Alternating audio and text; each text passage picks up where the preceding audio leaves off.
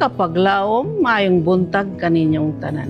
Ang atong hilisgutan karong Agosto 14 giuluhan og ang iyang kabag-o. Ang atong teksto makita sa Mateo 9:16. Walay tao nga magatapak og bag-ong panapton diha sa daan nga sinina, kay ang igapatapak mabitas ra gyapon sa sinina og unya mahimo nga hinuon nga labi pa kadakong gisi. Mateo 9:16. Kapag laom, si Elizabeth miingon, sa bata pa ako, nagkinahanglan ako og bestida.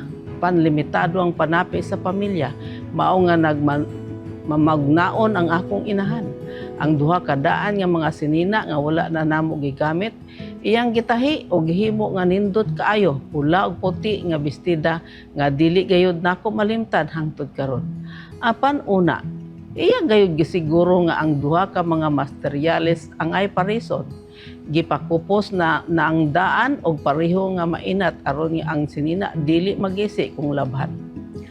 Ingon usab nini nga ihemplo ang gigamit ni Jesus aron ipasabot nga dili gayud mahimong parison ang bag-o nga kamatuoran sa maayong balita ug ang karaan nga mga pamaagi sa panghuna-huna ug sa pagbantay sa mga tradisyon.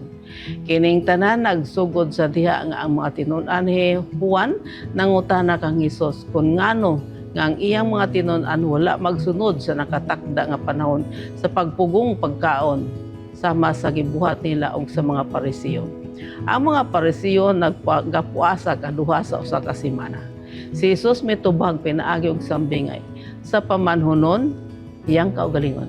Ug ang iyang mga tinun-an isip nga abay sa pamanhunon nga karon nagamalipayon uban kaniya apan nga unya kinahanglan magapuasa kon siya pagakuhaon na gikan kanila. Mateo 9:15. Mao kini ang labing una nga tilimadon dinhi niini nga maayong balita. May tungod sa umalabot nga kalit ug wala damha nga kamatayon ni Jesus. Si Jesus nagpadayon sa pagbutyag nga dili mahimo nga sagulon ang kalipay sa kabag-o sa maayong balita ug ang daan nga mga tradisyon sa mga Hudiyo. Ang tibuok kasulatan kinahanglan nga sabton pag-usab diha sa kahayag sa pagkatawo ug misyon ni Jesus. Aron ipasabot kini nga pagkasumpake si Jesus migamit og duha ka panig-ingnan. Usa ka bag-o nga panapton nga gitapak sa daan nga sinina nga magisi na kon pakuyuson. Ug ang pagsulod sa bag-o nga bino ngadto sa daan nga panit nga sudlanan nga bino. Sa diha nga ang bag-ong bino moagi sa proseso sa fermentasyon ug motubo, ang bag-ong mga panit nga sudlanan muunat. Apan ang mga daan nga gahi na mobusisi maayo nga mao nga mubahugay ang bino. Ang Kristyanismo nga nagsugod-sulod sa Judaismo sa katapusan nahimong lahi nga reliyoso nga grupo. Kini nga panghitabo mao ang gitawag og ang panagbulag sa mga dalan.